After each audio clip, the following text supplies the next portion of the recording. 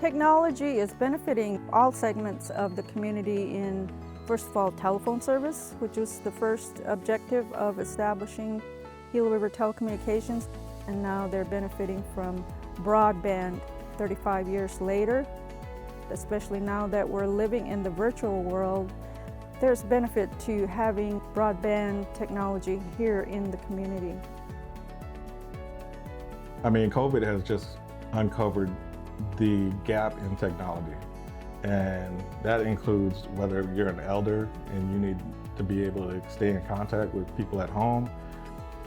As far as family and friends, we needed that much more. We need that connection. We need that connection and need that training. We always need network engineers. We need plant engineers as we grow our physical network, which is the wires and things that hang from poles and get buried in the ground. We need people to do that work. We also need people to program the equipment it connects to. And we also need people who can interact and interface with our customers and clients and perform in-home installations and customer support. GRIC already gets asked by other tribes to help out in different ways, whether it's governmental, with utilities. GRTI is contacted quite often, from other tribes that are interested in creating telecommunications companies. And it's been naturally leads to questions about how to educate and train and keep talent within each of the tribal nations. So we can take that message, the framework, the success stories, and we can help other communities utilize what we've learned along the way to do the same thing in their communities. My roles and responsibilities include coordinating meetings and locations, the talent, everything we need to produce short films, documentaries, PSAs, making sure that our signal, our transmission is good quality, good voice, good audio, and that all our viewers are able to view our channel properly. In our community, they offer a GRIC scholarship program which pays for your education. So that's a really big deal because it allows you to go to any school that you want. And we have our own telecommunications facility.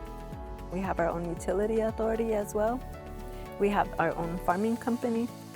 So there's a lot that Gila River has to offer, and you just need to find what your passion is, and the tribe will be there to support you 100% of the way. GRTI provided me with a career that I've grown to love. Without GRTI, I never really would have discovered my passion for graphic design, and I wouldn't have had the urge to pursue higher education in that field. And GRTI also provided me with the tools and resources to go back to school and to focus more on graphic design. And I'm really grateful for that. And hopefully there's more opportunities for other community members to do the same.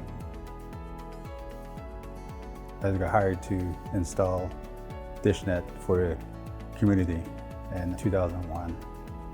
So I got my foot in the door doing that, and then eventually moved up into the central office. I've been able to get certifications and get more education since I've been with Gila River Telecom. Other tribal entities look up to Gila River as we're doing things that other communities aren't doing. For us to be, I want to say, a leader in that aspect, and it feels like we're doing something good here at GRTI, going forward to help the community and also to help other communities go forward in their telecom. Some of the goals that DCI has is to further the education of the community and our young people. We hope perhaps one day we'll have a training facility where we'll be able to give hands-on experience, perhaps have classrooms. Gila River Telecommunications has assisted many tribes who are interested in starting their own telephone company or building their own broadband network. We invite them to come out and take a tour of the community, or we have meetings with them. We show them our central offices and we answer any questions that they may have with us. We tell them what lessons we learned to help them create their own network. And I think that if we had a training center, we could share this with them as well, and I think it would be very beneficial to everyone. One of the ways that we can achieve building a new training center is through funding. We're currently looking at what options do we have out there for grants, some type of support to help make that a reality. When we make trips to Washington, D.C. and meet with the various agencies, it takes some understanding and education to share with what life is like for Native America. We share our successes and we also share our struggles. So that is the foundation for them to understand why it's important to fund our programs here. Well, having a dedicated revenue stream, no matter what department we're referring to within our company, helps us establish long-term goals and plans and ways to accomplish those. For instance, we're going to be upgrading our core networking equipment, then we know that perhaps we need personnel down the road who have those advanced skill sets, so we can set aside for training or attempting to find personnel that have those skill sets. A process like a technology learning center would be really great because we could also focus the programs that are offered to target the knowledge that we need for our organization or any organization that's technology focused within the community by the community itself. The careers are going to come. They're going to come, they're going to be there. There's always going to be need for software developers, help desk technicians, people that pull cable, people that lay fiber, and then those surrounding jobs that are not IT specific, marketing, social media, video production.